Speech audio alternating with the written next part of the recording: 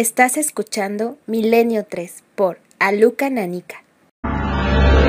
Jack el Destripador es hoy una atracción turística más de la capital británica. Un paseo organizado con guía por el barrio de Whitechapel permite recorrer los lugares donde el misterioso asesino degolló y descuartizó a sus víctimas en 1888. La zona es muy popular, muy animada y bastante más próspera que en la era victoriana. La mayoría de sus vecinos son inmigrantes procedentes de Asia y muchos de ellos no están al tanto de la leyenda del famoso asesino en serie. El caso conmocionó a los británicos de la época, pero el récord de Jack, el asesinato de 5 prostitutas, no resulta hoy especialmente impresionante. El hecho de que nunca se capturara al asesino, que nunca se conociera su identidad, ha contribuido a mantener la leyenda. En la lista de sospechosos hay, entre otros muchos, un miembro de la familia real británica, el médico de la reina Victoria, un abogado, un empresario de Liverpool y un pintor. En su último libro, la escritora Patricia Cornwell, especialista en novelas de misterio, después de hacer comparaciones de ADN, afirmó que el asesino de Whitechapel fue el pintor Walter Richard Sittker. El artista conoció muy de cerca el caso y plasmó con sus pinceles los macabros descuartizamientos del destripador. Un viaje en busca del misterio. Milenio 3, en la SER.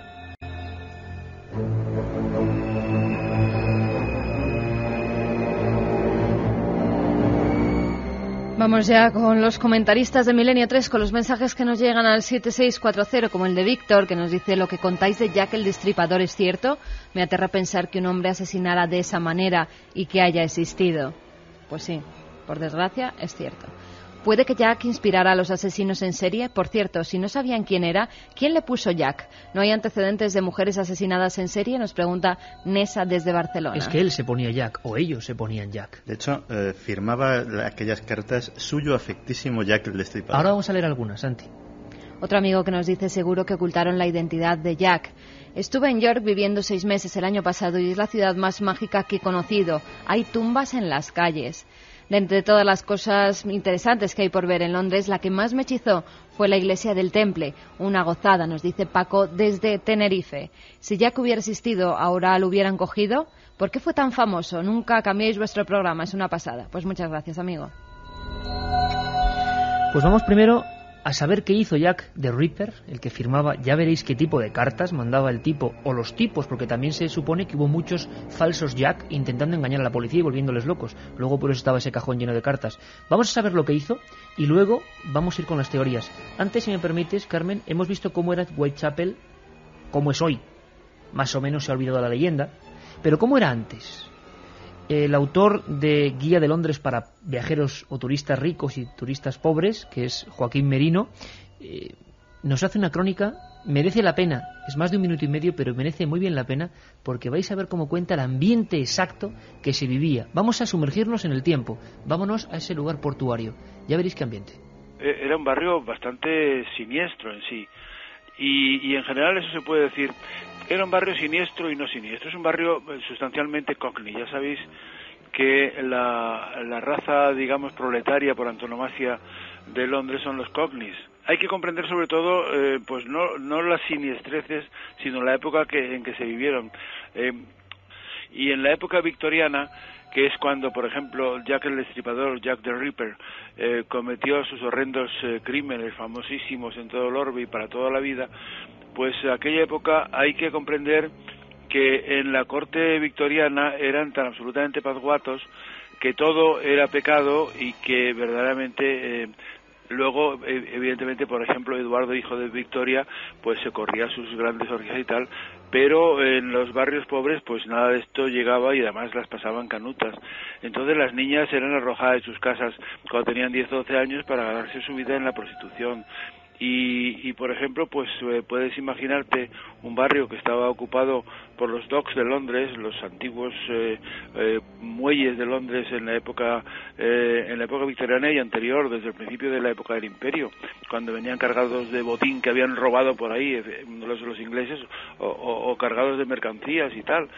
Bueno, pues hay que comprenderlo o imaginárselo con esas niñas convertidas en viejas prostitutas borrachas, prematuras, a los 25, 30 años o 40, que eran las predilectas de Jack el Destripador. Estamos hablando del año 1888. Y hay que pensar pues en lo que podían ser aquellas calles iluminadas a veces las más prósperas o las más céntricas por faroles de gas, con una niebla feroz que caracterizaba la época y que surgía del Támesis y era imparable. Ahora lo de la niebla es una entelequia, pero en aquella época era absolutamente horrendo.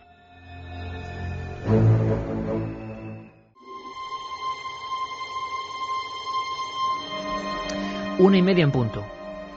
Carmen, vamos a escuchar esas víctimas, esa lista del póker de muertes que se pudieron descubrir.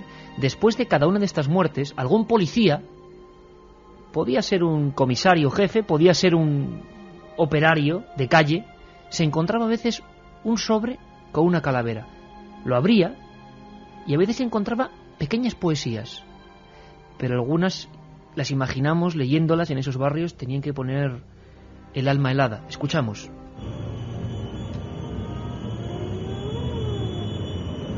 Oh, ¿has visto al diablo con su microscopio y escalpelo?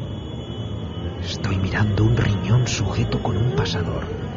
No soy carnicero, no soy un judío, ni siquiera un patrón extranjero, sino su alegre amigo, sinceramente tuyo, Jack el Destripador.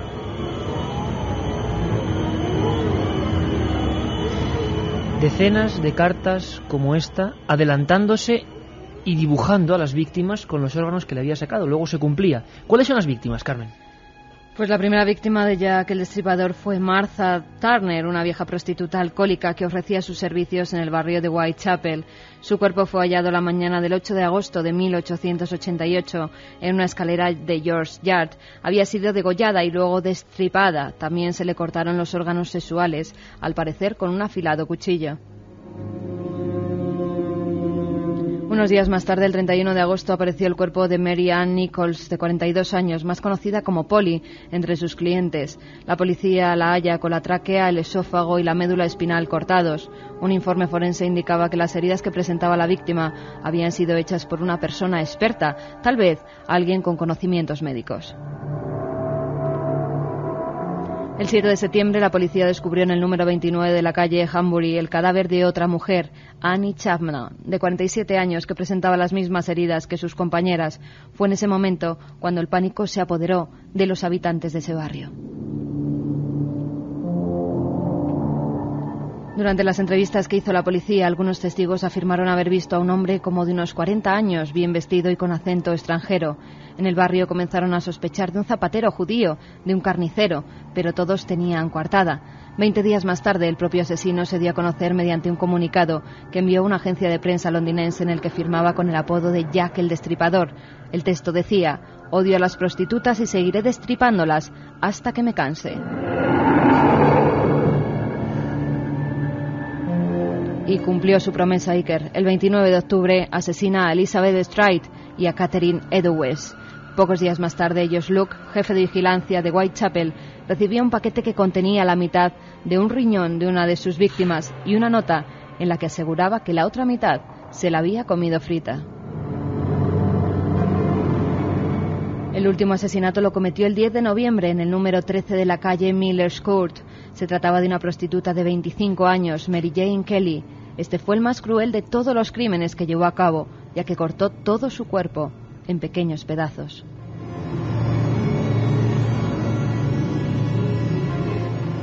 Y ahí los crímenes, y ahí el póker del horror que hace que en un barrio muy populoso todo el mundo sospeche de todo el mundo. Lo increíble es que Scotland Yard se veía retada por este personaje. Santiago, empezaban a llegar las cartas, nos encontramos con el primer psico-killer de la historia bien documentado. Es increíble hasta qué punto se jugaba el tipo también intentando dar pistas, ¿no? ¿Por qué haría esto? Hombre, es el primero, desde luego, con un afán de notoriedad increíble. Luego, en el siglo XX ha tenido múltiples émulos. Quiero pensar, por ejemplo, en uno muy célebre que por no ser tampoco capturado, que fue El asesino del Zodíaco, que actuó en los Estados Unidos en la década de los 70 y mató, aparte de mandar también cartas, sus víctimas formaron, y eso se averiguó 10 años después, cuando se pasaron por un ordenador, sus mapas formaban un mapa con una enorme Z en el territorio de los Estados Unidos, dibujada por los sitios donde había dejado a sus víctimas. O sea, ese afán de notoriedad, desde luego Jack el Destripador es el primero y es el que da el pistoletazo de salida a toda una nueva generación de asesinos. ¿Cuál es la primera teoría? La primera que surge, la primera que vamos a analizar, la primera que imagino que investiga la policía. ¿Entre quién buscan? Bueno, en los momentos en que suceden los crímenes hay una confusión total. La mentalidad victoriana, y eso en el corte que ha seleccionado la película queda muy bien reflejado, rechaza que sea realmente un británico. Y se habló, pues efectivamente, de indios. De hecho, el espectáculo de Buffalo Bill estaba en la ciudad en aquel momento, es decir, lo de que fuera un piel roja no era una teoría excesivamente extraña, sino que bueno, tenía una justificación. Se habló de judíos, de polacos, de rusos. Incluso alguien llegó a asegurar que Jack el Destripador era un espía alemán que estaba haciendo aquello por orden del Kaiser para desestabilizar a la corona británica. Es decir, hubo teorías de lo más variopinto. Lo cierto es que la policía británica estaba completamente despistada. De hecho, Jack el Destripador, como nombre, aparece a partir de la tercera víctima. Hasta aquel momento, se le llamaba delantal de cuero, porque delantal de cuero, porque uno de los primeros testigos afirmaba que podía haber sido una persona con un delantal de cuero a la que había visto huir apresuradamente. No es de extrañar lo del delantal de cuero en Whitechapel, porque aparte de la prostitución y del puerto, el barrio era donde estaban los mataderos de Londres y donde estaban también las curtidurías, aprovechando lógicamente los mataderos. Toda la industria del cuero y toda la industria de la carne pues estaba allí. De hecho, era muy corriente ver teñidas de sangre, no de sangre humana, todas las calles de Whitechapel. Y hay una teoría que nos habla de Jack el Destripador como un asesino además caníbal. Luego hubo otros en el siglo XX más o menos famosos. Volvemos a escuchar a Joaquín Merino.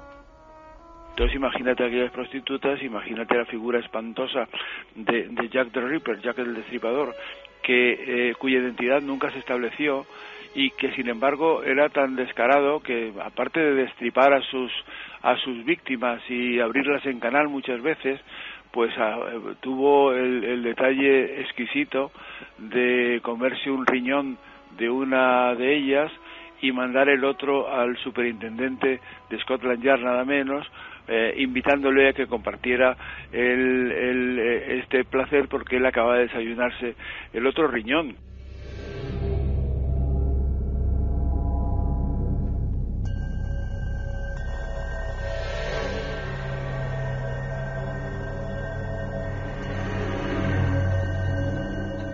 Sin la menor duda, aquí hay un mensaje. En eso tiene razón. ¿En qué me equivoco? A Martha Tabram la violaron, la torturaron y la asesinaron. Una crueldad. Pero no es la primera vez que vemos algo así en el East End. Esto es metódico. Es un acto irracional, pero meticuloso y deliberado. Este asesino es algo distinto. Quisiera saber lo antes posible qué se llevó. ¿Qué? ¿A qué se refiere? ¿No se ha dado cuenta? ¿De qué? Al menos se llevó uno de sus órganos. Oh, no.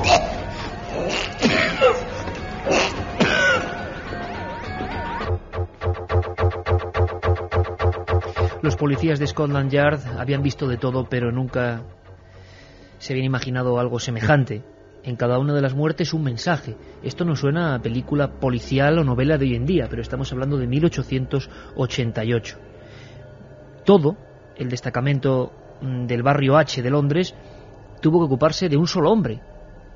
Imaginamos las fechorías de Jack el Destripador en todos los folletines, en todas las portadas de la prensa inglesa, todo el mundo lleno de pánico, y la policía no daba con su cuerpo. No podían atraparlo.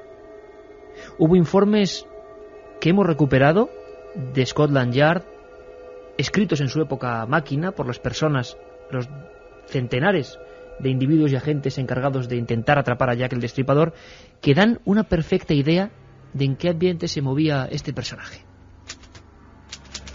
He llegado a la conclusión de que hay 62 burdeles reconocidos en el distrito H de Whitechapel y probablemente otro gran número de casas que se usan para estos propósitos.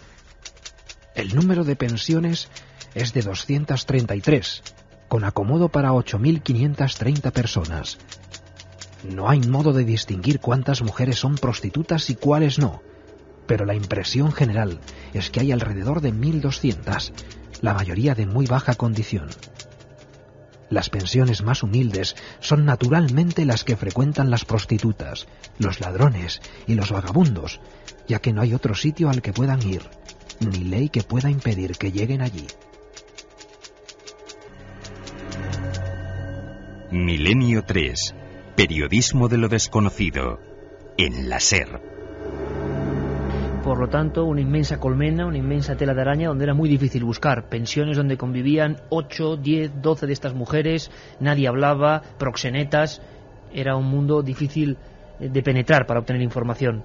Pero las cartas seguían. Cartas que ya eran retos directos a los principales comisarios. Escuchamos una de ellas.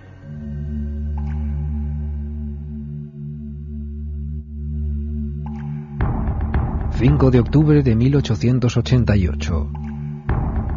Querido amigo, en el nombre de Dios, escúchame.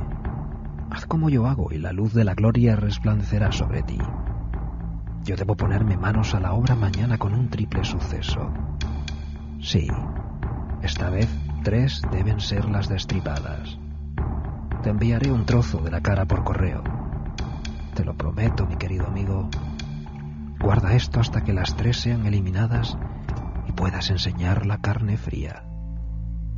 Sinceramente tuyo, Jack el Destripador. Vamos con más mensajes que nos llegan al 7640, palabra clave Milenio, espacio y lo que queráis. Sabéis que sorteamos 2 libros de Santiago Camacho, Top Secret, y 2 ejemplares de Francisco Contreras, Casas Encantadas. Rubén desde Ciudad Real, ¿sabéis algo de Springer Jack, psico-killer o leyenda? Ahora vamos con él. Soy Quique de Madrid. Jack el Destripador era un grupo de egocéntricos de la nobleza y clase alta. Saludos desde el más acá. Esto es muy importante. Estos comentaristas de Milenio 3 siempre ponen el dedo en la llaga, nunca mejor dicho hoy. Santiago, antes de hablar de algunos personajes, también se ha conjeturado con un grupo, una hermandad. Sí, de hecho, es muy curioso porque ahora cuando citemos de pasada algunas de las teorías, sobre todo señalando diferentes sospechosos, es de señalar que muchos de estos sospechosos, de estos diferentes sospechosos, se movían en el mismo círculo, se conocían, eran amigos, algunos de ellos muy íntimos. Eran personas que, parecía que se señalaba muy concretamente, efectivamente, a un grupo de personas muy relacionadas con la nobleza y la alta burguesía de Londres de la época, y que, bueno, pues realmente, pues entre uno de ellos parece ser que es una de las posibilidades que hasta ahora se ha barajado con más intensidad. Yo he estado en el actual Whitechapel y os aseguro que por la noche todavía se respira un aire extraño en ese barrio, nos dice Teiste desde Tenerife. Nunca se barajó la opción de que Jack fuera una mujer y por eso nunca lo encontraron cuando todos daban por hecho que fuera un hombre. Nos pregunta comentario. Johnny de Barcelona. Santiago, ¿no has escrito nunca algo de ese respecto o sí? Las pruebas forenses lo que demostraban era que se establece que era un hombre porque era una persona de una tremenda fuerza física. Cuando decimos degollaba, no estamos hablando de simplemente degollaba. En 2 de sus víctimas el tajo es de tal intensidad que prácticamente se puede hablar de una decapitación, es decir, no la cabeza queda sostenida apenas por unos tendones al resto del cuerpo. Es muy difícil que una mujer tuviera semejante fuerza física. Yo escuché el rumor de que fue un encargo de la reina para limpiar el barrio de prostitutas, nos dice Javi desde Badalona. Vamos a ir ahora con esa teoría. La familia real, de alguna manera, siempre en el punto de mira con la historia de Jack el Destripador. Puyol nos dice, todo el mundo sabe que fue un delincuente común, lo demás son novelas. Bueno, teorías de todo tipo, 7640, palabra clave de Milenio, los comentaristas de Milenio 3. Hay cartas que que son tremendas. Tienes una de ellas, una de las últimas, ¿no? Cuando ya casi se despide. Pues sí, que hemos escrito la carta que viene recogida en algunos de esos libros, de los múltiples libros que hay sobre Jack el Destripador, y en ella dice: querido jefe, sigo oyendo que la policía me ha cogido, pero no me pillarán todavía. Me río cuando parecen tan listos y dicen que están sobre la pista verdadera. Esa broma sobre el delantal de cuero casi hace que me dé un soponcio. Les he cogido ojeriza a las putas y no dejaré de destriparlas hasta que me harte.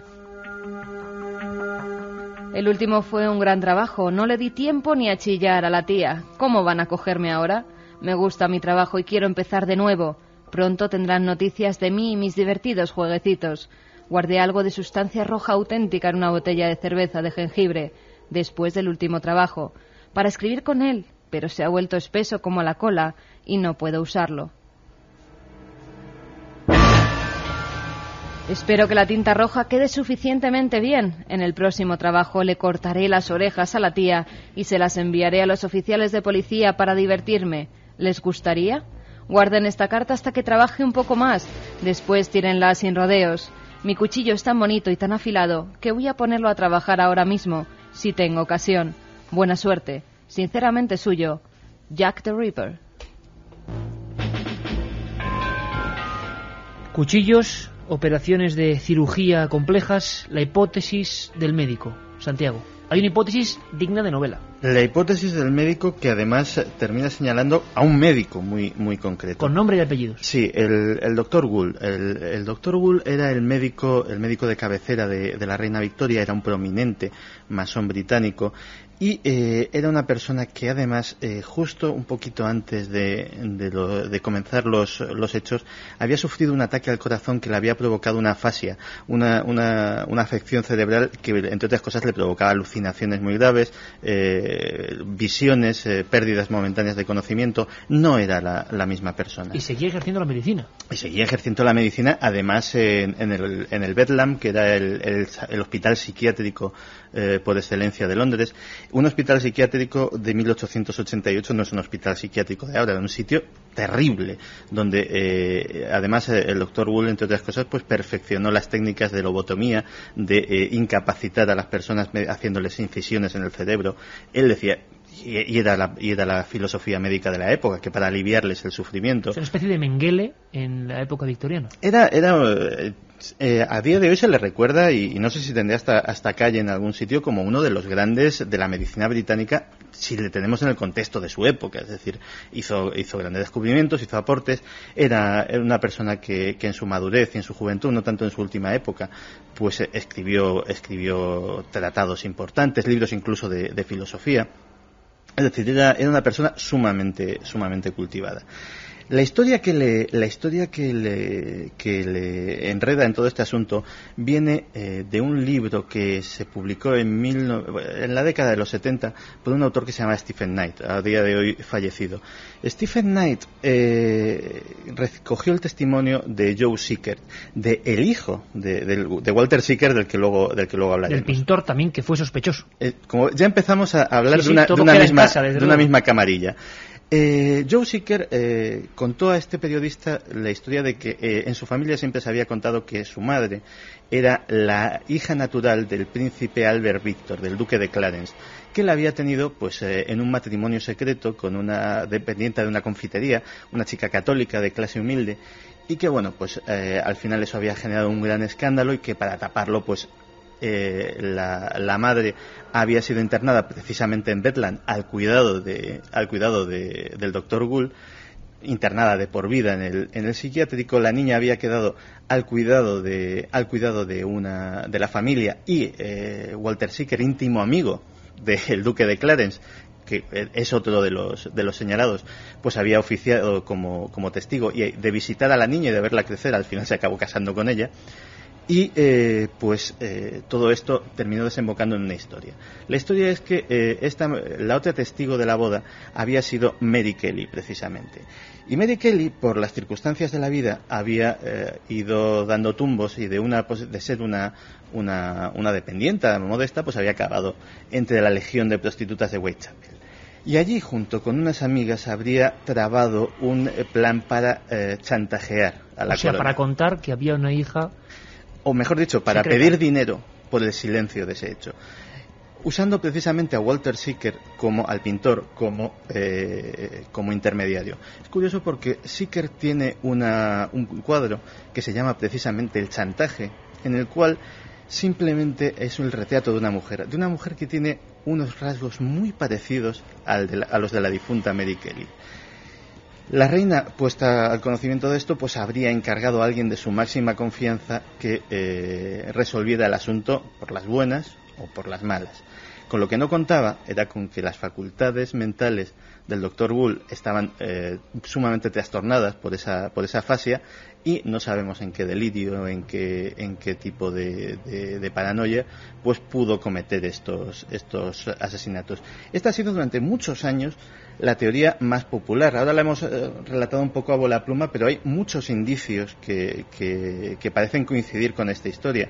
Uno de ellos, posiblemente el más llamativo para los oyentes de Milenio, sea que los asesinatos tienen una curiosa simbología muy cercana a la masonería. Todos los degollamientos son hechos de izquierda a derecha. Hay una señal que se hace con la mano, una señal de reconocimiento masónico, que es precisamente eso.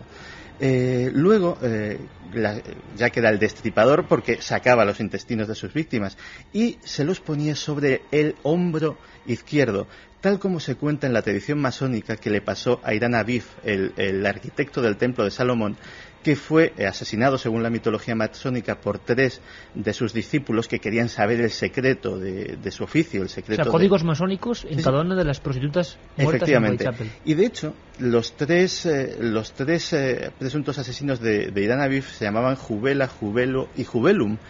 En las cercanías de una de las víctimas apareció una inscripción que luego fue borrada rápidamente, que decía: los Jubes nunca serán culpados de esto.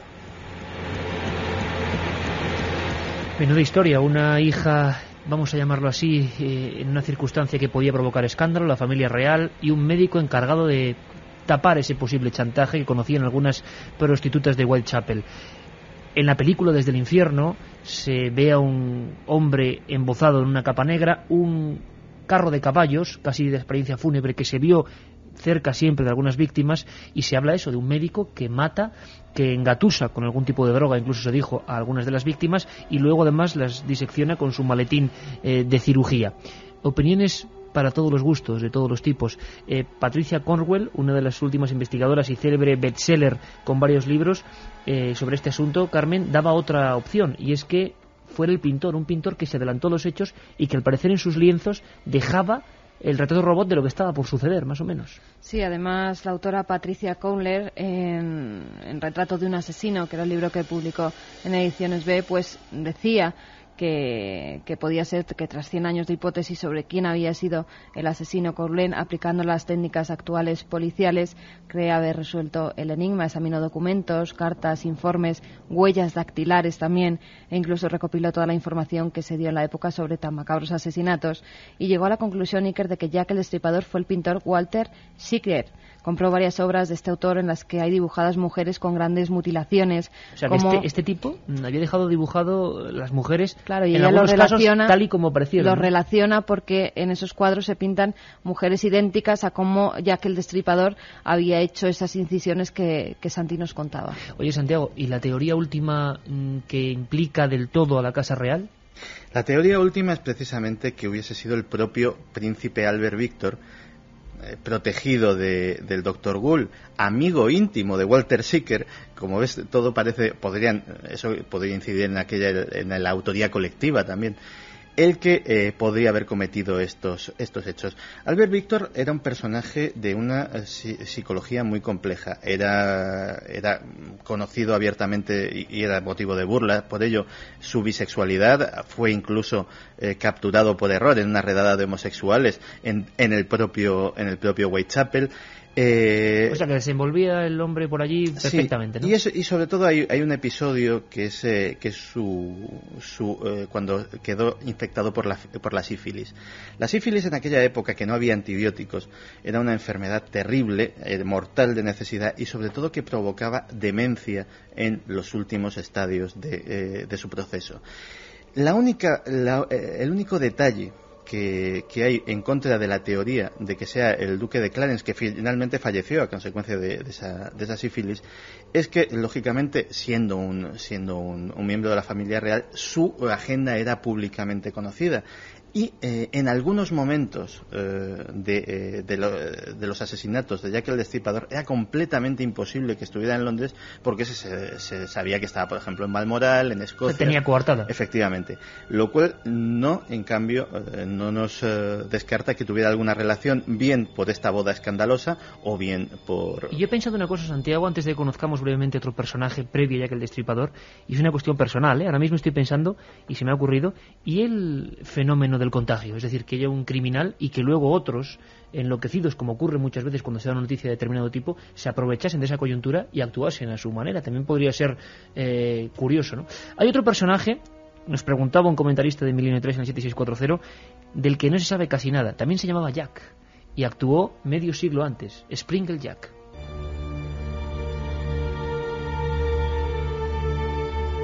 Su aspecto era impresionante. Alto y huesudo, iba envuelto en una capa de tonalidad metálica, y no pocos testigos aseguraron verle portando un candil a la altura.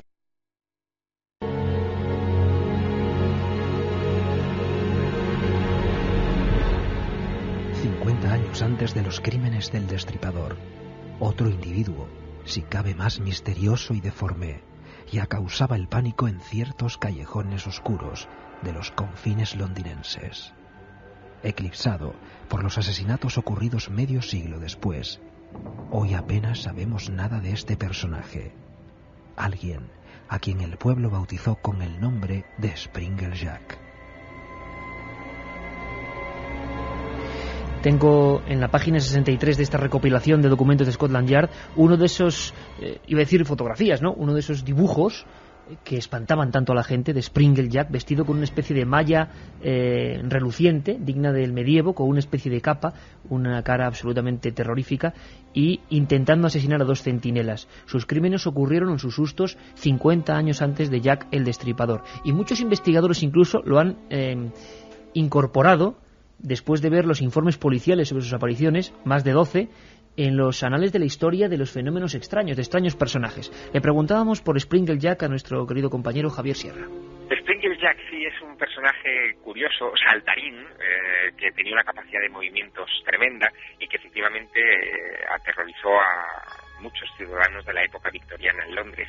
Un personaje que habitualmente era descrito como con ojos rojos, con una especie de alas, de brazos grande, y que, bueno, pues aterrorizaba al más pintado. Es, y si me permites, casi una premonición, un adelanto de lo que en Estados Unidos años más tarde se conocería como el Mothman, el hombre polilla, ¿no? Hay muchas conexiones y los investigadores, por ejemplo, hay autores como Hilary Evans y otros grandes historiadores de lo paranormal que ya han establecido sus comparaciones entre Springle Jack y el Mothman en Estados Unidos, pues casi 50 años más tarde. El Mothman, que se hizo célebre, haremos un programa sobre eso, Mi Eterna Cantinela, después de la película protagonizada por Richard Gere y Charlie Carlos Nicolás, que nos está poniendo a veces música de esa película precisamente. En la película veíamos que aparecía algo volando y que luego ocurrían desgracias. Lo mismo pasaba en ese mismo barrio con Springle Jack, pero la fama de Jack el Destripador lo ha convertido en nada, en un olvidado, y que hemos querido recordarlo. Vamos con más mensajes. Soy de descendencia británica y en mi familia había una historia que contaba mi bisabuelo y, según decía, tuve un familiar que trabajó en el caso. Fíjate qué curioso. Hombre, mujer o simplemente el mal caminaba por las calles de Londres. ¿Cuándo volverá a caminar? ¡Qué horror! ¿A dónde podemos llegar?, nos dice Javier Ruiz desde Madrid. Juan Carlos de Barcelona. Estuve 2 años viviendo en Londres y conocí a un anciano que me dijo que su padre sabía la identidad de Jack el Destripador. Qué auténtico es eso, ¿verdad, Santi? Imagino que muchas generaciones siguen queriendo hacer que guardan un secreto. Alguno igual tiene la razón. Carmen y Paco desde Málaga nos dicen: he escuchado decir que era un marinero mercante, por eso fue difícil tener una pista sobre el asesino. Me dejáis de piedra, yo creía que Jack el Destripador era un mito. Con Jack pasa como con el Quijote, todos parecemos conocerlo y haber oído hablar de él. Gracias por aclararnos muchas dudas, nos dice Andrés desde Sevilla. Pues nos quedamos con ese mensaje de Andrés desde Sevilla, ¿sí? Muchas veces conocemos o queremos conocer historias y hay que meterse dentro de ellas. Como lo hicieron estos investigadores, recomiendo este libro, Jack el Destripador.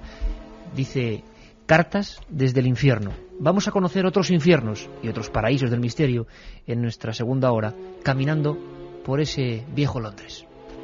2 y 6 minutos, continúa la nave del misterio. Hacemos un pequeño reposo porque la verdad es que la primera hora estábamos ya paseando por Whitechapel, en esta especie de homenaje a esa ciudad golpeada, pero esa ciudad fascinante, llena de claroscuros y llena de una historia, pues eso, victoriana, romántica y a veces truculenta, como es ese reguero de muerte que dejó Jack el Destripador. Carmen, antes de hablar con nuestros amigos y volver a comentar que tenemos líneas abiertas, muy brevemente, porque ha habido otros luego asesinos tan truculentos o más que Jack el Destripador, que fíjate qué fama, no sé si fue por las cartas, por la forma, como decía Santiago Camacho, nuestro invitado en la primera hora, que continúa con nosotros, esos códigos quizá masónicos, bueno, ha eclipsado por completo a otros personajes que también deberían estar en la galería del horror. Se trata de John George Haigh. Nació en el seno de una familia de fuertes convicciones religiosas y muy conservadora de Yorkshire, en Inglaterra. Se sabe que ya en su juventud se relacionó con ladrones de poca monta y grupos mafiosos, lo que le llevó a ser encarcelado en varias ocasiones. Pero John vivió obsesionado con una imagen que le hacía confundirse entre la realidad y la ficción y que luego le serviría para que le conocieran como el vampiro de Londres. El vampiro de Londres, quedó para la historia como este nombre, ¿no? Soñaba con un campo repleto de crucifijos que cuando él pasaba se iban transformando en árboles sin hojas, con largas ramas por las que caían gotas. Cuando se acercaba a ellas comprobaba que era sangre lo que brotaba de aquellas ramas y los árboles comenzaban a retorcerse. Entonces observaba una silueta borrosa que llevaba una copa en sus manos donde recogía el líquido rojo. Cuando el recipiente estaba lleno, ese personaje se le acercaba y obligaba a John a beber la sangre. El ser le decía que la única forma de librarse de él era matar, para que así saciara su verdadera sed.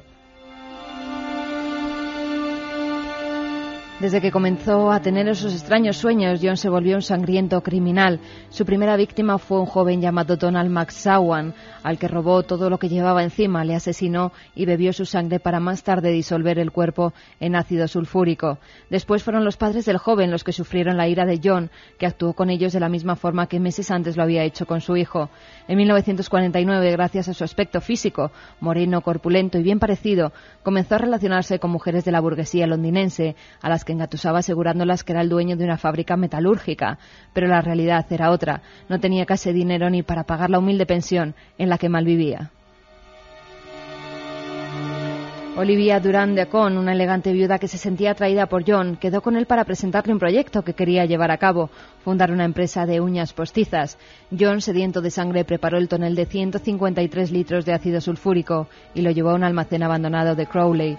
Hasta allí condujo a la viuda para acabar con su vida. Los días siguientes todo el mundo comenzó a preguntar por la mujer y sus más allegados denunciaron su desaparición ante la policía de Londres. Uno de los primeros en ser interrogado fue John, que aseguró no tener nada que ver con la desaparición de la viuda e incluso ayudó en su búsqueda. Pero la policía descubrió que Haigh tenía antecedentes penales por estafa y robo y que además no era el jefe de ninguna fábrica. Siguiendo diversas pistas, los investigadores lograron dar con el almacén donde llevaba a cabo sus asesinatos. Allí hallaron 3 bombonas de ácido sulfúrico, un delantal, unos guantes de caucho y un revólver que había sido disparado recientemente. También encontraron huellas de sangre en la pared, un charco de grasa en un bidón vacío y parte de una dentadura. Los especialistas de Scotland Yard analizaron cuidadosamente todo y llegaron a la conclusión de que se trataba de los restos de la viuda Olivia. Haigh confesó todos los crímenes que había cometido y fue sentenciado a la pena de muerte, ya que para los jueces era algo más que una mente enferma que bebía la sangre de sus víctimas. Se trataba de una persona fría y calculadora que premeditaba sus crímenes fingiendo locura y vampirismo. Haigh fue ahorcado en la prisión el 6 de agosto de 1949. El vampiro de Londres, John Hyde, oscurecido por la inmensa fama de Jack el Destripador. No se hacen libros sobre John Hyde o estos otros personajes, ni Sprinkle Jack. El Destripador, The Ripper, pudo con todos ellos en cuanto a fama. Curiosamente es lo que quería, desde que mandaba esas cartas desde el infierno, ser famoso. Desde luego lo ha conseguido, ¿y a qué precio? Joaquín Merino nos adentra en esta segunda hora por otros horrores de la vieja Londres. Los ingleses son unos grandes amantes del horror, toda clase de horrores. Por ejemplo, la Cámara de los Horrores del Museo de Madame Tussauds es absolutamente espantosa. Llegas a ella a través de un pasillo lóbrego pintado de negro, y ahí ves asesinos pues de todos los tipos, desde por supuesto Jack el Destripador, que era el más notorio, pero por aquellos barrios también, por Whitechapel y aquellas zonas deprimidas del East End, pues había un buen juez Jeffries, que se dedicaba a colgar pues marineros que habían cometido cualquier pequeña tropelía en el muelle, no muy lejos de sobre el cieno del Támesis y no muy lejos del Prospect of Whitby, del cual yo te hablaba. Hoy en día hay muchas supervivencias de todo esto, y además hay allí, por ejemplo, asesinos por ejemplo, se conocen solamente, se supone que hubo muchas más, pero como certificadas como víctimas de Jack el Destripador solo hay cinco mujeres, 5 prostitutas.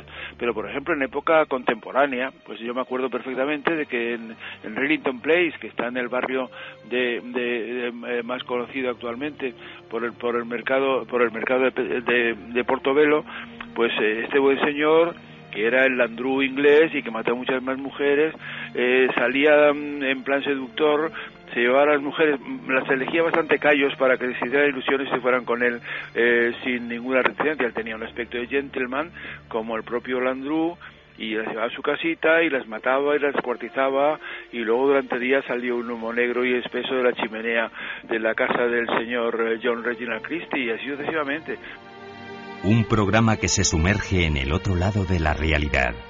Milenio 3, con Iker Jiménez y todo su equipo en la SER. Pues Iker Jiménez y todo su equipo está aquí, y además con un montón de amigos. Carmen, líneas abiertas para la segunda hora, que en este nuevo horario, lo recordamos, todo el verano de 1 a 3.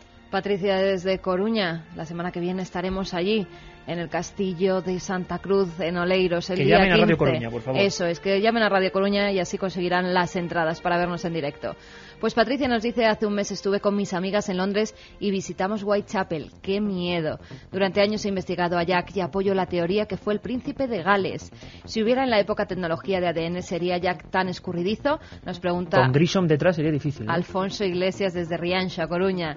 ¿Por qué no se descubrió su identidad? Quizá fuera un Scotland Yard, nos dice Norberto desde Tenerife. Otra interesante teoría. Y como siempre, los dos libros, ¿no? El de Francisco Contreras y el de Santiago Camacho. Claro que sí. Sorteamos 4 libros, 2 de Top Secret de Santiago Camacho y otros 2 ejemplares de Francisco Contreras, Casas Encantadas. Oye, tenemos por aquí a Katia Rocha, nuestra productora, que ha estado navegando por internet toda la tarde y toda la noche para saber cómo estos temas todavía perviven, ¿no? Además, es un tema que a mí me da mucho miedo porque no sé si os acordáis de una serie que se emitía en televisión española protagonizada por Michael Caine sobre Jack el Destripador, sí, señor. Que a mí me daba pánico, ¿no? Pues hay qué gran referencias. Actor, qué grande, Michael Caine. Además, él defendía la teoría de que había sido el médico de la reina, creo que terminaba así la serie. El tenebroso Dr. Gould. Y si ponemos en Google o Google, ¿no? Como decís los que, el término, que hoy es la gran enciclopedia mundial, ¿no? El término Jack el Destripador, ¿qué aparece? Pues Katia? Jack el Destripador, poniéndolo en castellano, aparece en 24.900 páginas en todo el mundo, como Jack the Ripper. No está mal, ¿eh? Pues sí, en 0,07 segundos ya han aparecido esas 24.900 páginas. Buscaba Google haciendo referencias a Jack el Destripador. En castellano, solo páginas en castellano, tanto para España como para Latinoamérica, 677. Y luego, como noticias dedicadas curiosas... a Jack el Destripador, qué curioso. Sí, como noticias más curiosas dentro de lo que era Google de Jack el Destripador en castellano, pues hay videojuegos dedicados a Jack el Destripador. No me digas. Sí, por ejemplo, también el otro día en un partido que jugaba Ferrero contra Roger Federer, que es el número 1 del tenis mundial, hacían una comparación de Roger Federer como el Jack el Destripador de la raqueta Wilson roja y blanca, o sea que siguen haciendo comparaciones, o sea, términos que pasan al deporte y pasan a cualquier... Sí, no sé si serían muy acertados y a mí me gustaría que me compararan, pero bueno, teniendo en cuenta cómo juega igual se le puede hacer. Jack el Destripador también hay teorías sobre si murió en Argentina, si se trasladó hacia allí a vivir. Qué curioso, sobre si Jack el Destripador eran varios asesinos, que eso también hemos hablado de ello. También la teoría de que Jack el Destripador fue marino y no cirujano, es de las más comentadas. Y una canción que hemos estado escuchando Carmen y yo en la redacción, que se llama Jack el Destripador, es de un grupo español que se llama Cancerberos. El álbum se llama Cancerberos, una canción grabada a principios del 2005. Y bueno, es una canción que no la hemos querido poner en el programa. Yo creo que no te iba a gustar, es súper cañera. Es un grupo heavy auténtico español. Y se llama Jack el Destripador. Jack el Destripador. Hace poco me enteré que hay un programa. Bonita, hay un programa que se llama UFO, ¿no? Un grupo que se llama UFO, otro que se llama Belmez, y la portada es la cara de Belmez, y ahora Jack el Destripador. Bueno, nosotros en el programa queríamos llamar uno que se llamara Los Niños de Boisaca. Es verdad, es verdad. En cuanto a Spring Hill Jack, hay 57 menciones en 0,22 segundos. ¿Solo 57? Solo 57. Ahí tenemos la comparativa clarísima de cómo Jack ha derrumbado a sus seguidores. Y en castellano solamente una, que hacía referencia en una media página, con letras sigótica, todo muy bien explicado, pues lo que era la figura de Spring Hill Jack en Solo el siglo una página XIX. en castellano sobre Jack el saltarín, el primer individuo extraño, se llama Jack el de los muelles en los tacones, le decían.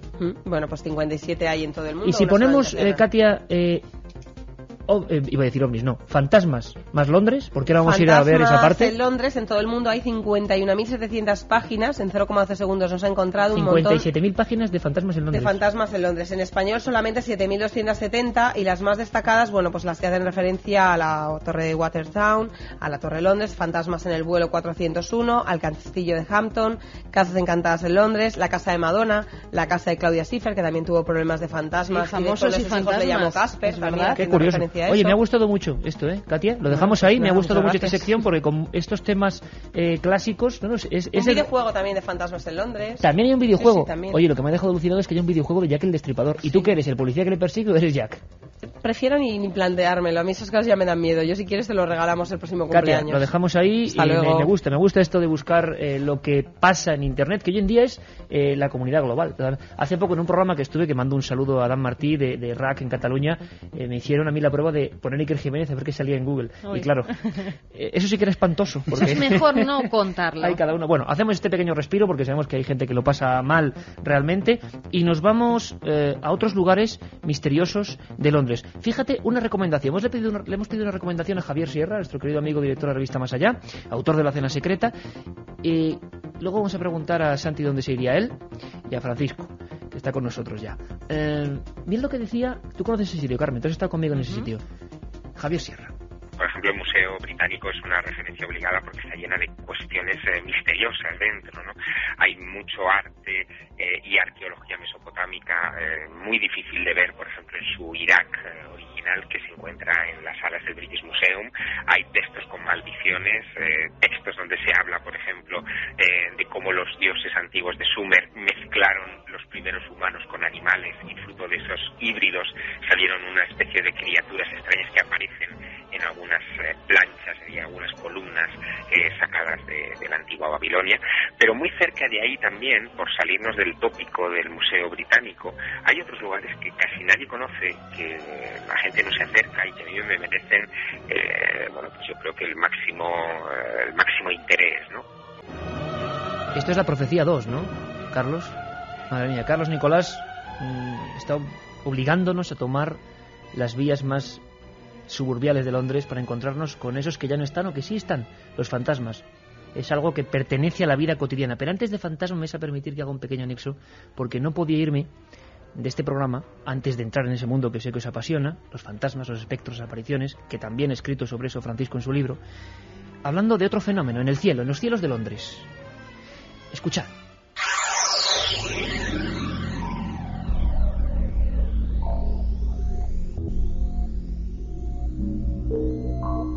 La capital inglesa siempre se ha caracterizado por las iniciativas pioneras en torno a la investigación de un fenómeno ovni. Revistas especializadas, catálogos computerizados de observaciones, grupos de estudios multidisciplinares, enormes archivos para la catalogación y el estudio científico de casos. A tal punto llegó el fervor por este asunto que en plena década de los 70, la elitista Cámara de los Lores abrió sus centenarias puertas a comisiones de estudio sobre este enigma, siempre tan apasionante para los londinenses. Una de las primeras ponencias en dicho recinto fue pronunciada por un investigador español.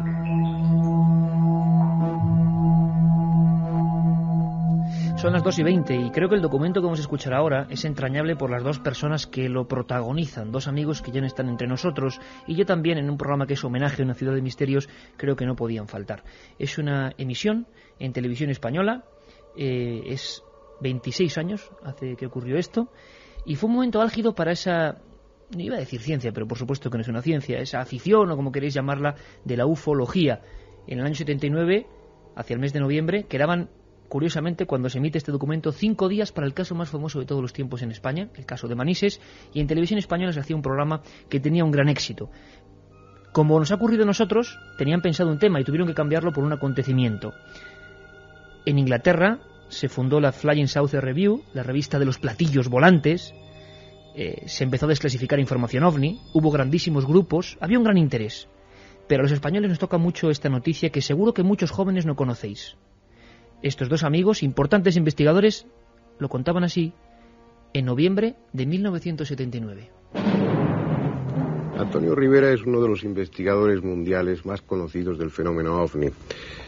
Afortunadamente, en este caso también es profeta en su propia tierra. El prestigio de Antonio Rivera en España es sólido y todos sabemos que bien ganado.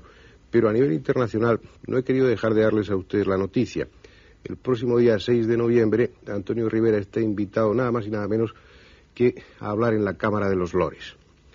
Y lo que me gustaría, y pienso que también a todos ustedes, es saber qué es lo que va a hablar Antonio allí y por qué ha surgido esta necesidad o esta invitación de acudir a la Cámara de los Lores.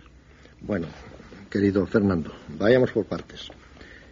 En realidad esta invitación surgió oralmente durante mi asistencia al congreso celebrado recientemente en Londres por la BUFORA, British UFO Research Association. Durante uno de los recesos, como se dice ahora, del congreso, me invitó a unos drinks, a unas copas en su casa, mi viejo y entrañable amigo Brinsley Le Poer Trench, que además de ser un eminente investigador y escritor sobre el fenómeno OVNI, es, por razones familiares, heredero de un título, lo que le da derecho a un asiento, a un escaño en la Cámara de los Lores. Entonces, Lord Clancarty, que este es su título, me habló de un comité, mejor dicho, de un grupo para estudio de ovnis que se ha creado en la Cámara de los Lores, UFO Study Group, compuesto por ahora por 25 miembros, entre los que se cuentan el obispo de Norwich, Lord Kimberley, en fin, una serie de personajes importantes de la Cámara de los Lores. Y entonces me salió con la sorprendente invitación a que yo fuera el segundo orador. Claro, esto como digo, me sorprendió, me halagó extraordinariamente y me asustó un poco porque no es lo mismo dar una conferencia en un casino de pueblo que hablar ante sus señorías los empelucados lores de Inglaterra, ¿no? Es entrañable escuchar a dos grandes amigos. Hemos tenido la fortuna de compartir muchos momentos con ellos. Antonio Rivera, uno de los pioneros de la ufología en España y el primer español en hablar ante la Cámara de los Lores. Recordamos, la autoridad política más importante en Inglaterra. Allí fue un españolito a hablar de ovnis. Qué cosas más curiosas tiene la historia. Y lo presentaba nuestro querido y entrañable amigo don Fernando Jiménez del Oso. Muy curioso este documento, muy curioso. Reflejo de una época que luego siguió y que en Inglaterra tuvo un montón de grupos de investigación. Lo más asombroso es que los militares fueron los que tomaron, fijaos qué curioso, la iniciativa. Militares que decidieron poner a disposición del público la información que el ejército, que la marina, estaba congregando sobre el fenómeno OVNI. Digamos que el interés ya público en el Reino Unido por estas cuestiones pues fue derivando sobre todo hacia personas vinculadas al ámbito militar y de la inteligencia militar. Ahí está, por ejemplo, en estos momentos Nick Pope, que había sido uno de los investigadores ufológicos oficiales del Reino Unido, que trabajaba para el MI5 en su momento y para los servicios de inteligencia de ese país, y que se dedicó a recoger toda clase de información y también a desclasificarla años después. Así que bueno, el tema fue derivando poco a poco hacia ámbitos más de la inteligencia militar y menos de la política. A las 2:27 con 22,7 grados, curiosa la coincidencia, nada es casual, nuestro querido amigo comandante de la nave del misterio, Carlos Nicolás, ya quiere que nos metamos en el mundo de los fantasmas. Ya toca, y además ya está con nosotros don Francisco Contreras, reportero punta de lanza, siempre en los lugares más peligrosos, con los que ha trazado, por ejemplo, su libro Casas Encantadas, donde también te ocupas de Londres, por supuesto. Vamos a entrar, como no, con la voz de Carlos Barroso. ¿Os parece? Vamos allá. En pleno apogeo del espiritismo y los fenómenos místicos, surge en el corazón de Londres la necesidad de que la ciencia experimental se aproxime con rigor a una serie de fenómenos que gozaban de gran popularidad en todas las capas sociales de la urbe. Gracias a la esforzada labor de muchos pioneros, que incluso se jugaron su prestigio, labrado a lo largo de años en el entorno académico, surgieron sociedades de investigaciones psíquicas que lograron interesantísimos resultados, investigando cientos de casos. Algunos de ellos, envueltos en las tinieblas tan propias de la capital, mitad bruma y mitad velo fantasmagórico, son dignos de ser recordados esta noche. Francisco, así que Londres y las sociedades psíquicas de investigación, un acontecimiento pionero, científicos que se ponían por vez primera a investigar y a desentrañar también fraudes, que había mucho, ¿no? Y a intentar saber qué había de verdad en torno a esos espectros con los que habían convivido todas las generaciones de londinenses, ¿no? Buenas noches, Iker, Carmen, Santiago, Katia, Carlos, comandante de esta nave. Hombre, en Londres se genera se crean las primeras sociedades e institutos dedicados a lo que a finales del siglo XIX era el espiritismo, el modern spiritualism. Si tenemos que recapitular para que los oyentes se hagan una concepción o un esquema mental, bueno, las hermanas Fox son el detonante del moderno espiritismo. Las famosas niñas que con golpes Margaret, en su casa... Catherine Lea, allá por diciembre de 1847 en la vivienda de Hydesville, muy cercana a Rochester, en el estado de Nueva York, escuchan esos golpes supuestamente originados por el señor Pezuñas, lo que ellos catalogan o etiquetan como el señor Pezuñas, y cuya vivencia y cuyo fenómeno es catapultado y divulgado por no solamente Estados Unidos sino el resto del mundo por Lewis en abril de 1848. O sea, que cruza el charco, digamos, de América a Londres el fenómeno, ¿no? Exacto. Cruza el charco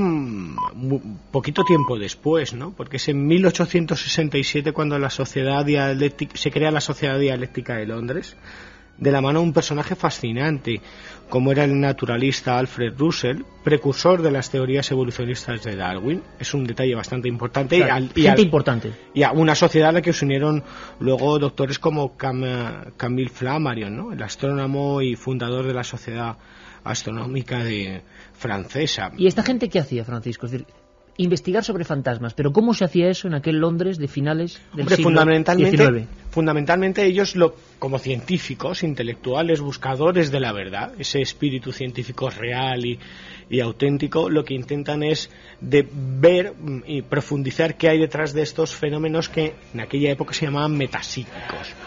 Eran ciertos, eran fraudulentos, eran manifestaciones de ese más allá, como promulgaba Allan Kardec, eran manifestaciones de la mente humana. Había ese gran dilema, ¿no? O provocamos nosotros los fenómenos o son algo ajeno a nosotros. Exacto, esa es la diferencia fundamental, ¿no? Y bueno, con esa pregunta, con esa incógnita, bueno, pues surge en 1882 de la mano de Myers, de Sigwith, de Edmund Gurney, todos ellos investigadores de Cambridge, pues lo que es conocido como la SPR, la Sociedad o la Society for Psychical Research, ¿no? Sociedad para Investigación Psíquica de Londres. Vamos a escuchar una cosa, Francisco. Nombres que ahora ya por supuesto no nos suenan, que no conocemos. Sí que había algunos hasta premios Nobel. Estaba ahí Charles Richet, William Crookes, John Lubbock. Gente absolutamente fascinada con apariciones. Luego vamos a hablar de algunas, Carmen, si te parece, como la de Katy King, realmente famosas, espectros terroríficos en su imagen, de los que quedan fotografías, que para muchos son grandes fraudes. Pero esta gente, si eran fraudes, quedó engatusada por algunas mediums. Vamos a escuchar lo que eran las leyes. Fijaos qué curioso, hemos recuperado el documento. Las leyes por las que se regía esta sociedad, repito, de científicos, con gente, como decía Francisco, de Cambridge o premios Nobel en sus filas, para investigar el espiritismo. Lo escuchamos. Primero, examen de la naturaleza y extensión de cualquier influencia que una mente pueda ejercer sobre otra, independientemente de lo desconocida que sea la forma de percepción. Segundo, estudio del hipnotismo y de las llamadas formas de trance sonámbulo, con la consecuente insensibilidad al dolor, la clarividencia y los fenómenos correlativos. Tercero, Revisión de las investigaciones de Reichenbach sobre ciertos sujetos llamados sensitivos, examinando si tales individuos poseen algún poder de percepción como consecuencia de una sensibilidad extraordinaria de los órganos sensores que nosotros conocemos. Cuarto, indagación cuidadosa de cualquier narración, fundada sobre testimonios sólidos de apariciones en el momento de la muerte o en otras circunstancias y de sucesos en casas que se dicen infestadas por espíritus. Quinto, indagación sobre los fenómenos físicos, llamados comúnmente espiritistas, tratando de descubrir sus causas y sus leyes. Y sexto, recopilación y comprobación de materiales relativos a la historia de dichos sujetos. Santiago, antes de empezar este programa, me hacía unas cuantas sugerencias importantes, y es que estos investigadores, estos científicos, no estaban en un lugar normal y corriente, es decir, estaban en una ciudad que tiene una historia muy concreta, una historia que algunos dicen llena de sangre, llena de tradiciones precisamente por eso de crímenes, y siempre los crímenes luctuosos, desde la antigua Etruria, desde Mesopotamia, desde Egipto, los crímenes luctuosos están relacionados siempre en esas creencias antiguas con que el alma, en el éter se queda algo, la presencia. Y tú me hablabas, Santiago, de la Torre de Londres, de la estación precisamente de King Cross, protagonista desgraciadamente estos días, de Whitechapel y de la arquitectura sagrada que siempre ha dominado Londres. Vamos un poquito más atrás de lo que dice Francisco para intentar buscar las claves. Una ciudad que no es normal, que tiene un montón de condimentos que no son al azar, ¿no? Sí, Londres es una ciudad mágica. De hecho, cuando al principio del programa hablaba Enrique de Vicente de la vinculación con el culto a la diosa Isis, con el culto a la diosa blanca, a la figura femenina, fíjate que Londres es el último sitio de Europa donde hay un matriarcado, y un culto a la diosa. La última reina de aquel lugar era la reina Boadicea. Los romanos le prohibieron que el reino lo heredaran sus hijas. Cuando ella fue a protestar, los soldados romanos la violaron a ella y a sus hijas. Indignada, cogió a todas sus tropas y arrasó la ciudad. Los que vayan a Londres o los que vivan ahora mismo en Londres se podrían pasar por el museo de la ciudad. No es el British Museum, es el London Museum. Es un museo más pequeño pero muy interesante, y allí hay un trozo del estrato geológico que hay debajo de Londres. En ese trozo hay una porción de un dedo de cenizas negras. En el estrato del suelo de la ciudad. Sí, todavía queda. Esa es lo que queda de la destrucción de la ira de aquella mujer que levantó una pirámide de cabezas humeantes con los soldados romanos que encontró en Londres.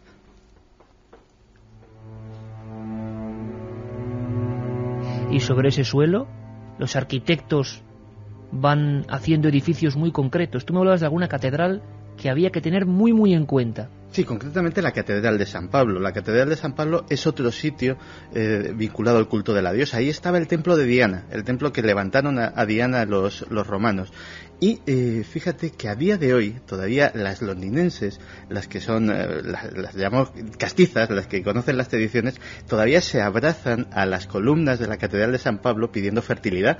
Las que quieren quedarse embarazadas todavía conservan, fíjate, el emplazamiento del culto de Diana, del culto de la diosa. Santiago, no ciudad tan cosmopolita y tan tecnológica como es hoy en día, sustratos de esa magia antigua, ¿no? Y han pasado miles de años desde que el templo de Diana estaba allí. La Torre de Londres no está tampoco en un sitio casual. Ahí era donde los druidas celtas celebraban sus sacrificios. Allí había un árbol, y a ese árbol clavados los intestinos de la víctima, a la que se le hacía dar vueltas alrededor hasta que moría. En ese mismo lugar, además, está enterrada, según la tradición, la cabeza de Bran, del gran héroe celta. Es por eso, por lo que allí siempre hay cuervos. Los cuervos serán el animal tótem de Bran. Y se dice que la ciudad será destruida el día que los cuervos abandonen la Torre de Londres. Y lo cierto es que cuando baja la población de cuervos, se llevan cuervos de otros sitios de Inglaterra y, por no sé qué afinidad, siempre se quedan allí y anidan. No se escapan. Santiago, que siempre logra sorprendernos hasta en los vericuetos más imposibles. Torre de Londres, nos ha dejado ciertas notas. Francisco, Torre de Londres, y hablamos ya de casos en lugares muy concretos de la ciudad. Casos de apariciones son los que más llaman la atención del público en ese siglo XIX, ¿no? Hombre, quizás es uno de los sitios más turísticos que hay, ¿no? En la Torre de Londres, la Torre Martín, para aquellos que no lo sepan. Hay que entender toda la tradición espírita y fantasmal de Londres y del resto de Inglaterra en su contexto. actualmente las mejores academias, entre comillas, de mediums están en Londres. Academias de mediums. Instituciones de mediums, al igual que en Brasil, que es el país por excelencia del espiritismo. En Inglaterra se cuida, se mima y sobre todo se respeta de una manera sobrecogedora toda aquella persona que presuntamente o aparentemente, presumiblemente, parece manifestar una sensibilidad especial a ese otro lado, si es que existe. No en vano, y ahora entramos en la Torre de Londres, ha habido mediums que darían para otro programa, como dice siempre, como Florence Cook, ¿no? Una medium, Florence Cook y el fantasma de Katy Kane. Seguramente que los oyentes más expertos se acordarán de esa historia. A mí me gustaría recordarlo, Carmen, lo de Katy Kane. Me gustaría recordarlo, aunque fuera brevemente, porque me parece una historia alucinante que muchos oyentes en este verano con nuevo horario no pueden conocer. Muy brevemente, Francisco, es la aparición de un espectro, pero no como conocemos ahora que un aparecido en no sé dónde, no, sino que había mediums, siempre chicas, que decían que ante científicos lograban recrear esas apariciones, ¿no? Para tener antecedentes, antes de que Carmen nos lea esa ficha de Florence Cook, digamos que es la primera medium, estamos hablando que tenía 15 años, que vivía con sus padres, que es capaz de materializar un ectoplasma, es decir, algo sólido, un aporte, una materialización de un objeto. ¿De dónde salía el ectoplasma? De la nada. Muchas veces, en algunas ocasiones, como ha dado o ha registrado y constatado William Crookes, Sir William Crookes, ahora diremos quién es, todo un personaje dentro de la investigación metapsíquica, vomitaba una especie de sustancia, y en esa sustancia se formaban figuras humanas, ¿no? Siempre en trance, ¿no, Francisco? Siempre en trance. Ella entraba en una especie de delirium, una especie de trance, contactaba supuestamente con algo del más allá y vomitaba. Surgía de su boca una especie de sustancia blanquecina en muchas ocasiones, que lo que formaban eran manos, pies, incluso figura humana. Ya te digo, la primera medium con 15 años que es capaz, registrado en la historia de la parapsicología, materializar un ectoplasma es Florence Cook, investigado por Sir William Crookes, para quien no lo sepa, químico, físico, descubridor del talio, así como de los rayos X, y presidente, entre otras instituciones, de la Chemical Society, Electrical Engineers, así como caballero real del Imperio Británico. Y esa gente tan importante investiga casos como el de un fantasma al que le pusieron nombre, Katy Kane.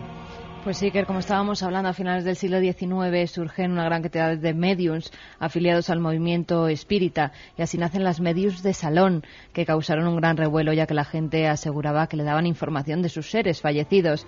Muy pronto también la ciencia comenzó a interesarse por este fenómeno para tratar de averiguar qué había de cierto en todo ello. Entre los hombres de ciencia que se interesaron por este tipo de casuística, y dentro de ella por la materialización de espíritus de seres ya difuntos, estuvo el que nombraba a Francisco, el químico inglés William Crookes. Y creían eso, ellos creían que eran materializaciones de espíritus que entraron en contacto con esas crías, ¿no? Efectivamente, durante 3 años, de 1871 a 1874, estudió una curiosa materialización que decía llamarse Katy Kane, y surgía a instancias de una medium de 15 años, que la hemos nombrado antes, Florence Cook. Florence se presentó a William para pedirle que se ocupara de su caso, y las primeras sesiones se celebraron en la casa del señor Luxmore. El famoso químico pudo constatar desde un principio que, contrariamente a lo que se había insinuado, Florence Cook y Katy Kane eran personas completamente distintas. Mientras la aparición permanecía delante de él, oyó con toda claridad un sollozo de la medium sumida en trance dentro del camarín. No concediendo importancia a esta prueba, quiso que el fantasma, o ese supuesto ente, apareciese en el mismo lugar en que se encontraba la medium Cook, que estaba sumida en un trance profundo, para así comprobar si eran dos personas iguales y verificar o no la hipótesis del desdoblamiento, ya que ese supuesto fantasma y su medium mostraban un increíble parecido. El investigador jornada a jornada además iba escribiendo sus impresiones. Anotó, te leo 4 líneas. Nunca se apareció Katy con tal perfección.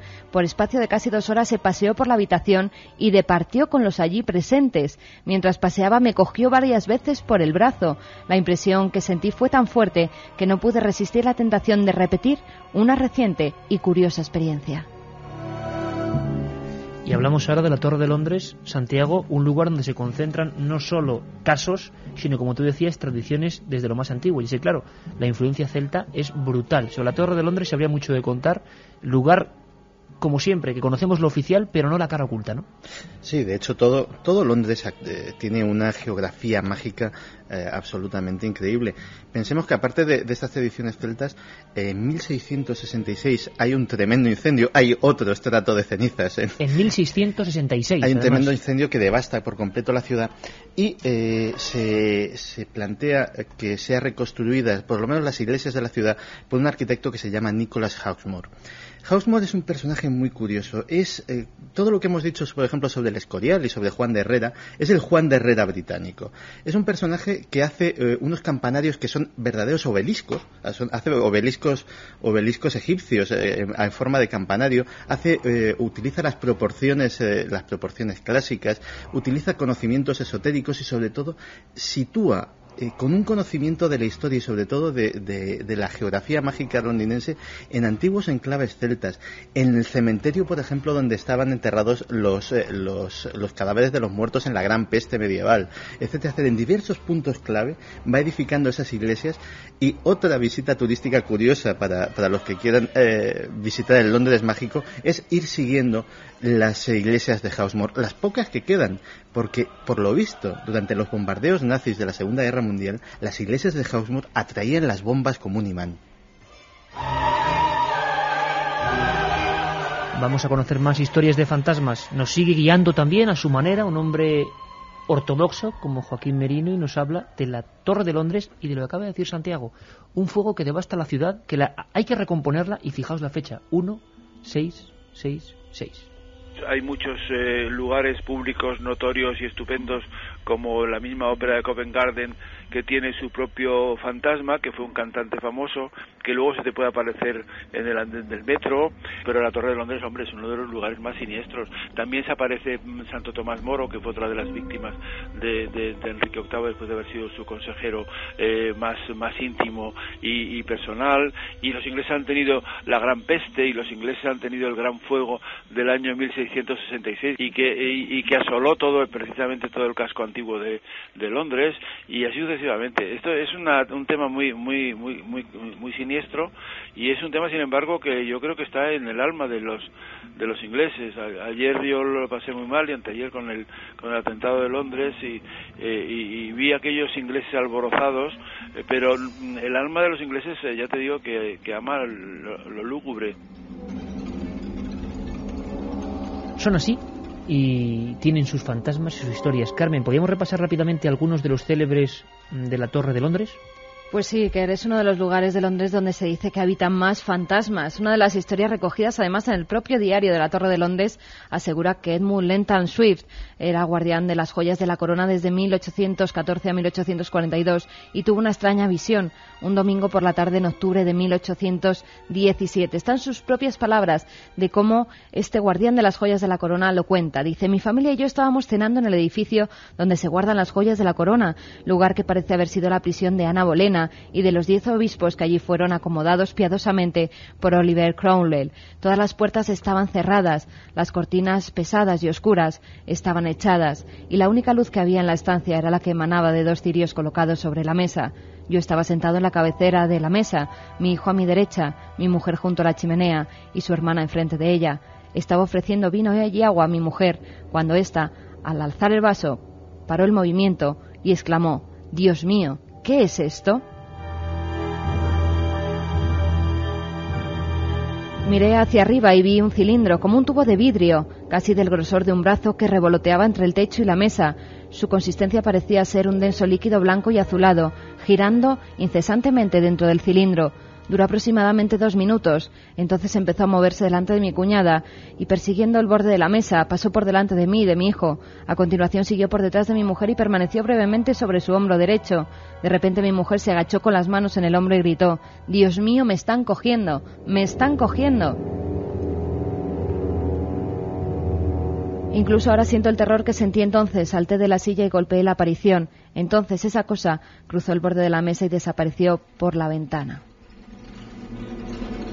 Y en esa época, o después, había noticias que se recogen en el libro Casas Encantadas de Francisco Contreras, que sorteamos junto con el Top Secret de Santiago Camacho, en los compañeros y comentaristas del 7640. Fíjate, Francisco, esta noticia porque nos la tienes que comentar.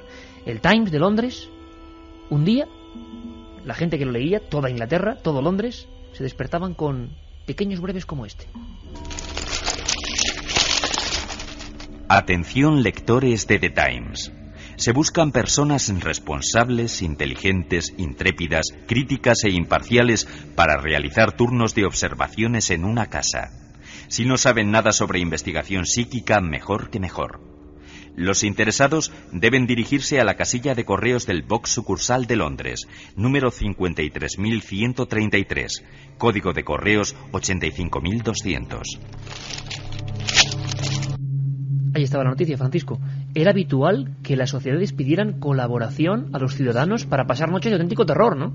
Habitual, fíjate qué curioso. Yo tenía seleccionado el caso del oficial de guardia de las joyas de la corona que acaba de leer Carmen, porque fue uno de los casos investigados por la SPR, la Sociedad for Psychical Research, de materializaciones de objetos. Incluso, cosa más rara, además, como un tubo. No, además la descripción, como bien decía Carmen, es sobrecogedora y acongojante, porque en un momento dado incluso el oficial llega a tirar una silla para hacer desvanecer ese cilindro en cuyo interior, según su testimonio, había una especie de sustancia color blanquecina, algo terrible. Pero sí era habitual y sigue siendo habitual. ¿Cómo que sigue siendo? Porque en la mentalidad londinense es muy habitual creer en fantasmas. En muchas de las grandes casas, Santiago, que ha viajado en varias ocasiones a Londres, yo solamente una vez, desgraciadamente lo sabe, es habitual que en muchas de las grandes casas, sobre todo de la época victoriana, haya fantasmas. Parece que le da un glamour,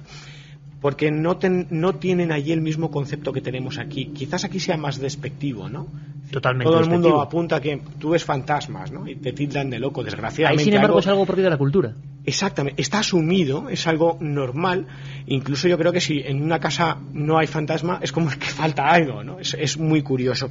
Bueno, este anuncio es para mí uno de los tótem. La casa más encantada del mundo, el lugar más encantado del mundo. La rectoría Borley, y el redactor de esta noticia era Harry Price, ¿no? Miembro de la Sociedad Psychical Research, fundador de un sitio al cual todos aquellos oyentes que vayan a Londres deben visitar, que es la Librería Nacional de la Sociedad Psíquica, además de investigador de la Universidad de Londres, ¿no? Es el caso Borley. ¿Podría resumirse en un minuto, Francisco? Brevemente, porque además ya lo tocamos en otro programa. El 10 de julio de 1929, el rotativo Daily Mirror lanza la exclusiva, y es que en esta rectoría, ubicada entre los condados de Essel y Suffolk, se están produciendo todo un rosario de fenómenos extraños. Todo un rosario, pero que casi todos los testimonios coincidían en, primero, ver una especie de ser enlutado, como una monja, que deambulaba, hábitos de monje. Y haciendo siempre el mismo recorrido, además. Una especie de carruaje negro, muy veloz. Normalmente todos los testimonios coinciden en eso. Un sonar de campanillas, creo recordar también. Bueno, a raíz de ahí son diferentes sacerdotes los que habitan la casa, entre ellos el reverendo Bull, constructor de lo... Ya no existe la rectoría Borley, solamente queda el campanario de lo que era la rectoría antes de que fuera destruida por un incendio. Y luego Marianen y incluso Lionel Foster viven todo un rosario de fenómenos paranormales. Entre medias de estos dos habitantes, que son los que viven en la rectoría y son testigos de lo imposible, aparece Harry Price, el gran investigador, el tótem del misterio, capaz incluso de pasar una noche en una cama supuestamente encantada y luego describir sus sensaciones. Bueno, pues hace un anuncio público para intentar recoger o recabar personas incrédulas. ¿Y qué vieron esas personas? ¿Qué pasó? Bueno, constataron más de 2.000 fenómenos inexplicables a la luz de la ciencia. Para muchos es la gran casa encantada del mundo, para otros no. ¿Qué pasa hoy ahí? ¿No existe ya? Ahora mismo, la última investigación, y además la recojo en Casas Encantadas, la última investigación que se ha realizado, y te leo textualmente el informe, fue realizada por los ingenieros Frank Parry y John Fry, y decía textualmente: hemos grabado cientos de ruidos extraordinarios, pisadas, golpes y demás. En una ocasión localizamos un centro de perturbación cerca del sepulcro Waldegrave. Era tangible, como un torbellino de energía. Cuando se pasaba la mano por él, se sentía una especie de cosquilleo. como el que produce la electricidad estática. En otra ocasión llegamos a escuchar un profundo gruñido. Últimas investigaciones en Borley y último caso de fantasma londinense que da la vuelta al mundo. Escuchadme atentamente, amigos, porque creo que todos vamos a recordar en la imagen una filmación muy polémica, pero es el último gran caso. Escuchamos a Javier Sierra. Sí, bueno, el epicentro fantasmagórico de Londres, sin lugar a dudas, es la Torre de Londres, ¿no? Y efectivamente ahí, no hace demasiado tiempo, las cámaras de seguridad pudieron capturar una imagen insólita de una figura vestida con ropas de época que de repente abría una puerta de seguridad de las típicas con las barras antipánico. Pues esa puerta se abría de repente, ese personaje aparecía, la puerta se volvía a cerrar y el personaje del siguiente fotograma pues ya no era visible. Claro, aquellas imágenes muy breves dieron la vuelta al mundo, incluso llegaron a emitirse por los informativos, por los telediarios aquí en nuestro país, en España, y a fecha de hoy sigue siendo una incógnita. Después fueron varios equipos de investigadores a ese lugar tratando de reconstruir qué pudo haber sucedido, pero bueno, las primeras sospechas que apuntaban a que quizás se trataba de un empleado vestido con ropa de época para entretener a los turistas y que esa cámara lo había captado en una zona donde no debería haber ido ese empleado nunca, pues se descartaron por completo. El misterio de alguna manera sigue todavía abierto, y para los más puristas hay un misterio dentro del misterio, y es que sabemos bien, los que hemos leído mucha literatura sobre el tema de los fantasmas, que los fantasmas no necesitan abrir puertas para atravesar las paredes, pero este parecía ser una excepción. Fantasmas, espectros, historias sobrecogedoras que nos cuentan nuestros amigos. Yo os haría una pregunta, Francisco y Santiago, y luego escucharíamos a los oyentes porque no va a haber tiempo para más. Elígeme un sitio de ese Londres mágico. En un minuto, un sitio donde tú irías a investigar, Francisco. Aparte de Borley. Te diría dos. Uno. Londres es grandioso, es una ciudad fascinante, solamente comparable a Madrid, multicultural. Te diría dos. Uno, el Museo de Scotland Yard. Es ese rincón espectacular para los amantes de esa crónica negra de Jack, de Ripper, de los grandes asesinos en serie. Fascinante, solamente comparable al Museo de Reverte, aquí en la Facultad de Medicina. ¿Y el segundo? El British Museum. Sí, señor. Poder contemplar el Up-Out, ese pequeño robot que Gattenbrick metió por la Gran Pirámide y que destrozó literalmente la estructura, esos planos, esos dibujos que llevamos en los libros, que cambió la historia, ¿no? Que cambió la historia. Además, ver las tablillas sumerias de Zacharias Sitchin me parece algo alucinante. No es mala elección, Francisco. ¿Y tu sitio elegido para esta guía londinense, Santiago? Pues mira, yo no me voy a quedar atrás, voy a elegir también dos. Bueno. Uno es la aguja de Cleopatra, un obelisco egipcio a plenas orillas del Támesis, un obelisco que tiene una historia fascinante detrás, que hizo naufragar un barco, que casi en una tormenta hizo naufragar a otros remolcadores que lo llevaban, que estuvo a la deriva él solo porque iba en una especie de contenedor de madera durante 2 meses y luego fue recuperado milagrosamente. Un objeto mágico que tiene una historia detrás muy bonita. Y otro es Van Hill Fields. Van Hill es un cementerio, es un parquecito que tiene un cementerio en pleno centro de Londres. Ahí está enterrado William Blake, está enterrado Daniel Defoe, el autor de Robinson Crusoe, y es el cementerio de los inconformistas, de una secta protestante que recibían ese nombre, y que es un cementerio encantador, comparable solo al cementerio judío de Praga. Pero además es que es un sitio de poder muy antiguo, porque ese Van Hill de ahora es en realidad una deformación de Bone Hill, la colina de los huesos, y es que eso lleva siendo un cementerio desde tiempos célticos, así que imagínate la cantidad de energía, digámoslo así, acumulada y de historia. Pues unas sugerencias realmente interesantes para otro viaje, otra visión de Londres. 2 horas hemos estado navegando por Londres, viajando por Londres, intentando solo descubrir parte de sus misterios. ¿Qué nos dice la gente? Vamos a ver qué preguntas tenemos. Sara desde Tenerife nos dice: en Londres el matrimonio West torturó, violó y asesinó a unas 12 mujeres escondiendo los cuerpos en las paredes. La casa siempre estaba en construcción. Hola a todos, yo he estado en la Torre de Londres y los cuervos no se van de ella porque les cortan las alas, nos dice Javi desde Arganda. Ahí polemizando con Santiago. Después del programa de hoy, ahora más que nunca quiero ir a Londres, nos dice Carmen desde Málaga. Yo he estado en Londres, no es nada bella, pero en esa ciudad hay algo que te engancha y te hace volver. We are with London, nos dice Dani desde Barcelona. Cuenta la leyenda que en la Torre de Londres, que sirvió como cárcel, por las noches aún se pueden ver figuras de posibles presos vagando por el foso. Fantasmas de presos, ¿verdad? Sirvió como cárcel, bueno, no sé si a tiempo rápidamente. Brevísimo, La Torre de Londres fue construida en el siglo XI, en el año 1066, por Guillermo I de Inglaterra, y fue un lugar donde se torturaba a la realeza. El fantasma de Ana Bolena puede divagar o deambular por sus pasillos. Deambular más bien, divagar no creo. Tomás, desde Sevilla, cuando estuve en Londres, me contaron que en una pequeña capilla de las afueras se aparecía el espíritu de una antigua condesa. Uno de los personajes que hizo de Londres una ciudad tan misteriosa fue el inefable Sherlock Holmes. ¿Cuánto de leyenda y cuánto de real? Bonita historia. Nos preguntaba Eugenio. Y ¿Vamos? por último, ¿Sí? una buena noticia, Iker. Dar las felicitaciones a José y Carmen de Almusafes, Valencia, que desde el pasado día 24 nos dice que tenemos un nuevo oyente, se llama Iker y es nuestro hijo. Bueno, pues un abrazo muy fuerte para ese Iker y que sea muy feliz, que es lo que importa. Y que sea milenario, si puede. A ver, Katia, cuéntame los ganadores, los primeros, los 4 ganadores. Los primeros. Casa de Encantadas lo lleva, por ejemplo, José Sevilla. Dice, si el Destripador actuara hoy, sería capturado pronto. Dejaba demasiadas pistas fáciles de interpretar por los forenses actuales. Bueno, habría que verlo hoy. Igual no era tan fácil. Seguro que el profesor García Andrade lo descubría rápidamente. Sí. Bueno, hace tan solo 2 días que acabé el juego al que os referíais antes de Jack el Destripador. Es una historia avanzada, 1901, y en Nueva York, con crímenes similares. Es el que se lleva a Casa de Encantadas. Y los 2 de Top Secret de Santi Camacho son para Juan Luis de Coria. Dice, después de ver la serie Michael Caine, me inclino por el estudio de La locura del médico, de la reina y su cochero.